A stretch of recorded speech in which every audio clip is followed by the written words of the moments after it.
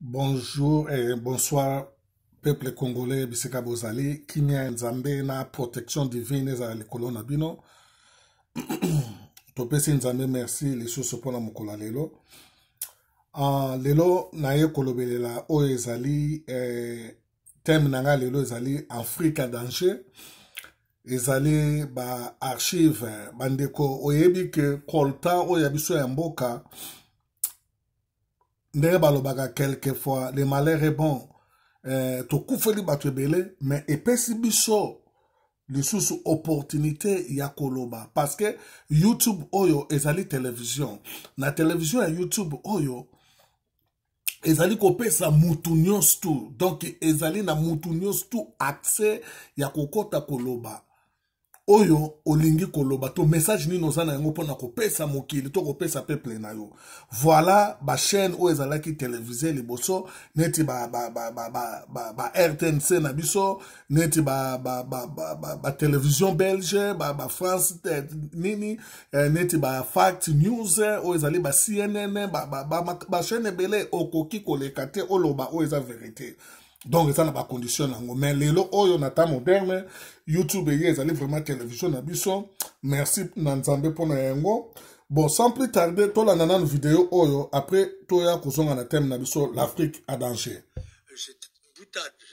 J'ai dit voilà, c'est sûr qu'une épidémie massive comme celle qui fut celle de la grippe espagnole après la guerre de 14-18 en effet équilibrerait la surpopulation de l'Afrique. C'est un propos qui n'est pas, à mon avis, subversif, c'est une opinion. Le premier défi, aujourd'hui, entendez-moi bien, c'est le problème démographique. Nous sommes 7 milliards. Dans 30 ans, nous serons 9 milliards. En 2100, demain matin, nous serons 11 milliards et demi. Jamais, dans l'histoire de l'humanité, il n'y a eu autant d'habitants sur la planète. La première proposition que j'ai voulu faire, c'est la création d'un organisme pour suivre la population mondiale. Et pour moi, le premier défi qui génère d'ailleurs le défi environnemental, c'est combien d'habitants vont pouvoir habiter sur la planète. Mais ce n'est pas le sujet. Le sujet, c'est que pendant tout votre quinquennat, on ne vous a pas entendu parler de démographie. Par contre, vous avez été très volontariste sur le changement climatique. Et tout d'un coup, on a l'impression que les priorités sont inversées. Non, il faut lutter contre le changement climatique. Mais la première cause de dégradation de l'environnement, mais si vous ne voulez pas l'entendre, c'est que vous ne cherchez pas les causes et vous vous intéressez qu'à l'image, c'est le nombre d'habitants dans la planète. Mais vous semblez le Nigeria va donc passer à 400 millions d'habitants. Lagos, sa capitale économique, en a 22 millions. Si on ne pose pas la question de la natalité sur le continent africain, ou de la natalité en Asie, ou de la natalité dans un certain nombre de pays, on ne pourra pas protéger les équilibres écologiques de la planète. Quand des pays ont encore aujourd'hui 7 à 8 enfants par femme, vous pouvez décider d'y dépenser des milliards d'euros, vous ne stabiliserez rien. On a assez de recevoir des leçons, ou du moins des leçons de la France. Alors que la France est à la base, on va dire entre guillemets, de tous les maux de l'Afrique.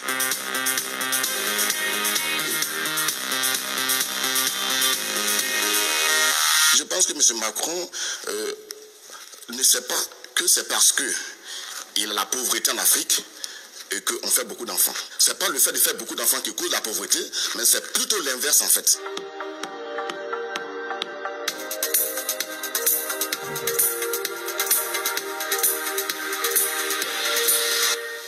Quand on a bien écouté le discours de Sarkozy au Sénégal et aussi de Hollande, comme quoi les Africains n'étaient pas trop rentrés dans l'histoire et que M. Macron maintenant nous ressasse le fait qu'on n'était pas trop civilisés, entre guillemets, c'est un peu un discours colonialiste. Voilà comment les Africains ont ressenti, en tout cas, la réponse de M. Macron. Et il faut s'attaquer à un tabou, j'ose le dire, le contrôle des naissances en Afrique, car c'est la Chine qui a réussi à faire sa transition économique, parce que la Chine a osé parler clairement du problème de la transition démographique. Il faut que les C'est pas les Africains Européens qui vont le faire. Bah oui, mais on fait quoi? Mais avec nos mais ça veut dire quoi? Excusez-moi. Est-ce qu'on peut parler des problèmes sérieux avec nos amis africains? Il faut un moment avec les gouvernements. Dès qu'il s'agit du contrôle des naissances, ça devient vos amis. C'est scandaleux ce que vous dites. Eh bien, je le pense. C'est scandaleux. Ce que l'on voit, c'est que, effectivement, c'est pas l'alternance d'un mandat sur l'autre, c'est l'alternance en même temps. C'est Sarkozy, Hollande au carré, Macron. Et on le voit parce qu'il y a une continuité du bilan de François Hollande. Il était conseiller, il a été ministre de l'économie. Donc, y compris, il parle de choses qui, effectivement, existent déjà. Sarkozy parle de l'intéressement. Merci, merci, Bandeko. Je crois que pour l'Andibiso News tout, ezali à vidéo oyo. Le problème ezali que Afrique est kozala développé te autant que tozali na ba soi-disant leader oyo bazali ko telemate pour na peuple na bango. So tozongi na ba année oyo ezali écoulé. Tokomona ke tozalaki na ba président ya solo lokola ba Mobutu, tozalaki na ba président ya solo lokola ba Julius Nyerere, ba Chiluba, tozalaki na ba Idi Amin Dada, tozalaki na ba leader ebele, ba Agostino Neto. Donc oyo bazalaki vraiment que na maloba ya koloba pona ko protéger peuple na bango. Problème ezali oyo. Nzambe yemoko le créateur aloba yango bien que na Adam na Eva lobi que na pesi bino mokindi bokende bo multiplier. Multiplication wana elingi koloba ke production oyo ezali naturel, spirituel ya Nzambe le créateur oyo a créé planète o bango baza koloba wana. Mais ayebi yango ke donc tant on atini batu na mission bokoki ko produire ndenge bolingi bokotondisaka mokilité parce que azwaka batu na ye chaque jour.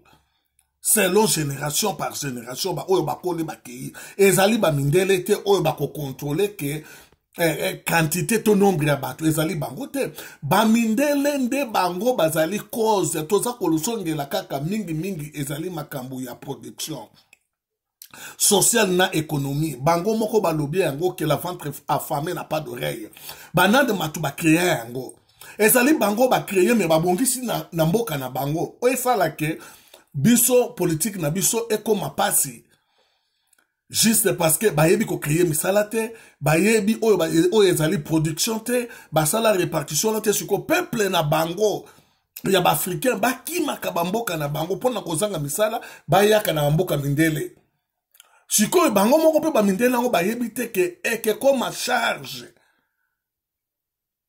Wana ezali première hypothèse. Deuxième hypothèse, mindele basala kete na robota mwana moko bana mibale po vie eza passe. Biso batu totinda bango basala yango te, mais baye komona sikoyo ke batu muindo bakomi ebele na mboka na bango, yaza na mwana moko mususu abota te mazana bambongo ne soka kufi lelo ba bien na ye batu muindo bakozwa yango na futur mboka wana oya bango wana eke koma kaya batu muindo. Le voilà maintenant place bango bakomi kosala ba calcul na bango ndenge nini ya kosukisa ya ko exterminer peuple noir.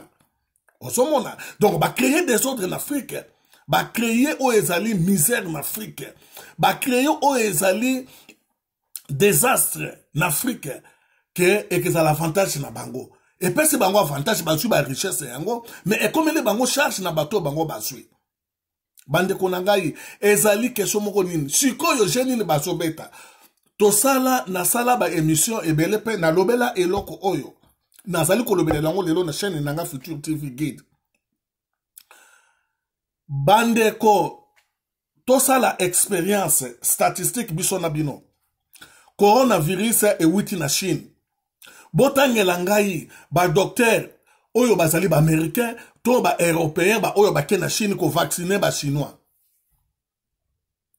Bola kisabiso yango na ba video mususu nga na monite bandeko bazana yango babimisa yango batalisa biso okomona ke moko te azali kuna na Chine ba oyo basali ba scientiste na bango moko bazukisi na bango batelemi babongisi makambo mboka na bango bandeko na ngai. Bapesi accepte na bandeko oyo ba mindele bakota na mboka na bango. Biso na mboka na biso okomona ba chercheur baye na kombo ya basobenga bango ba médecin sans frontières. Mais eza ba médecin sans frontières te. Ezali ba chercheur, ba sali ba microbe na bango, ba yena yango, ba zui soki ministre soki ya santé, ba pesi ndambo mbongo, ba nini te toye ko traiter bana pona malnutrition, ba nini malnutrition causée eza na bango. Ba yesiko na ba microbe na bango, ba bandi ko tester yango, microbe sida, ba yana yango wana na oyo bino bozo benga bango ba médecin sans frontières. Mais tandis que bozali na ba docteur na bino, na kati ya mboka na bino, oyo bakoki kopesa vaccin soki makambo ezali. Boboyi bango, bokei epa ya ba docteur oyo ezali ya bapaya. Ba ye bakotisi ba microbe na mboka na bino. Microbe na tange koti, même bango moka ba ye kozonga balobio, bango baza na sida. Mutu muindi sikoyo azwi sida ngo pe siko na Afrique oyo bango bachaki ba microbe bango po eboma batutu bazo Afrique ayeli bango na poto baluki kisi na yango noki po basilisa parce que ekoteli bango. Tala ba mindele. Oyo sikoyo ba corona oyo bango batu ba créer yango. Juste Afrique noire. Nazolo ba na Nord Afrique te oyo ezali lokola ba Maroc ba dini non. Afrique noire. Est, Central, East, Central, West, South. Ezali na ba minéraux, ezali na richesse ya kosakana te na mokili. Pona bango. Donc il faut ba exterminer peuple noir. Bango ba zongi ndenge ba kotaka liboso ba vandi. Ba zui ba biloko nyosu wana. Mokile komi ya bango. Place bango bazali. Siko bazoye lango na sens mususu, na sens figuré. Kolobake otwe bazali kobote. Mais ça problème na binote. Soki nzamba yeba kiango ke multiplication wana eke étouffer mokili. Alinga ki kokene nango bongo te parce que yende créateur. Yoko ki komitia na place ya nzambe toko maloko la créateur olo babanine. Donc bandeko tobo ya ba vaccin ezaka kateke ba vaccin o ya corona. Tobo ya pe ba vaccin soki batie ba microbe na bango ba ya ko traiter bana na biso. Hypothèse mususu.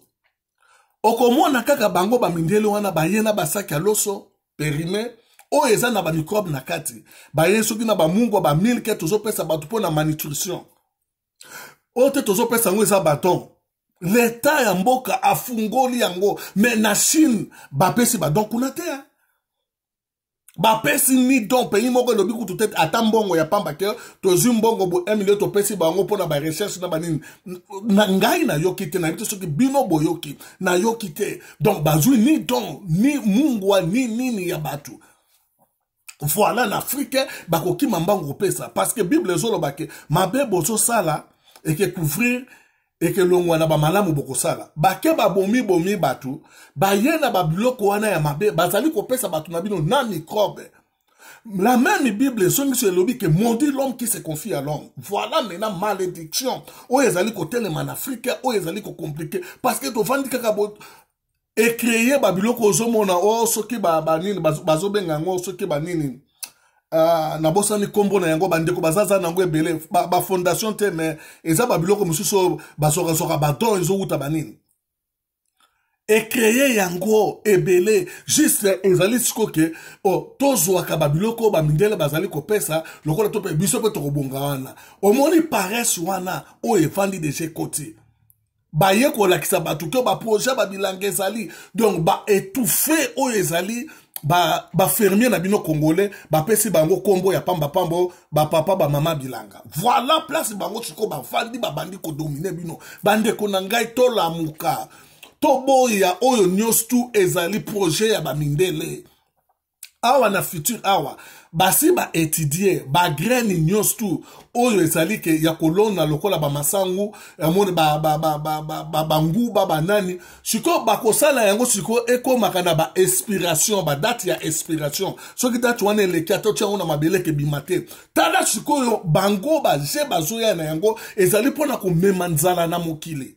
Bande konanga to lamuka omoni yango sikoyo bazolinga sikoko exterminer Afrique bako exterminer ngonengeni na ba accès oyo ozomona ba gouvernement oyo ya biso donc batu bazolo ba biloko oyo bakomi na mboka bopesi bango valeur bokomi na mboka bokomi kozwa ba kombo na bango bolati yango bokomi kokumisa bango na ba biloko mususu mais bango balingi binote que ça soit oyo bino bozo sala balingi binote bande konanga to lamuka Afrique fait lamuka. Na pesi bino exemple ya Chine. Chine place maladi wane wuti. Na kati ya Chine, nazoloba Espagne te Italie te plutôt na kati ya Chine tomoni dans mon côté oyeye ya ba mungu soki banini na kati ya Chine tomoni te ke assistance moko boba mindele ba ke kuna pona kosalisa bango banini na kati ya Chine do elingolo ba chinois bango moko baboyi ke baya kubwakela bango maladi mususu na kati wana ke toye kosalisa bino me babwaki biloko mususu na Afrique shiko ezali ke bazali koya bazokota toye kosalisa bino batiki makambo ba géographe ba koti na zamba ba yebi place biloko ezali ba ye ba tie ba mercenaire ba pesi bino batu muindu ndenge bazolo ba ke ennemi des noirs était noir ba pesi bino minduki ba lobi ko bomaye na butu bango ba kiti na ba jeta minene ba cargo ba zui biloko nyoso bozalaki na mabele ba kena yango. Voilà place mboka ezali kokufa bande kunanga na sali video po na yebisa bino ke to banga kaka te ke vaccin ya coronavirus ba vaccin tout ya mindele to boya yango nde tokolonga bango. Donc message nanga pona lelo ezalaki wana tokomi na édition mususu sima. Merci bye.